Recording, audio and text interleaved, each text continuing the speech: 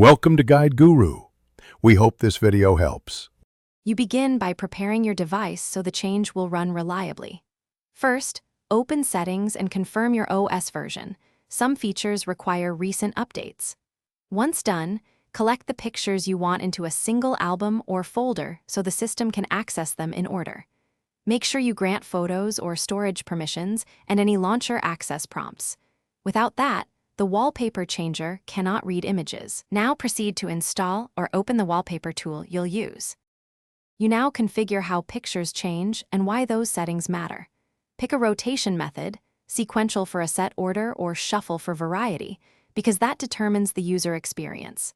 Then set the interval. Shorter timings increase novelty but can cost battery, so choose a balance like 1 hour or daily. Make sure to set crop and fit preferences so images don't look wrong on your screen. Finally, enable battery-friendly modes or restrict changes on low power. You finish by validating the setup and resolving common failures. Run a quick test through one full cycle to confirm order, crop, and timing. Change an image to verify it appears. If updates stop, make sure the app has storage and photo permissions and isn't restricted by battery saver or background limits. Once you've checked those, clear the app cache, reselect the source album, or reinstall the wallpaper tool. That usually fixes lingering sync or permission glitches. Thanks for watching. Consider subscribing if we helped you today.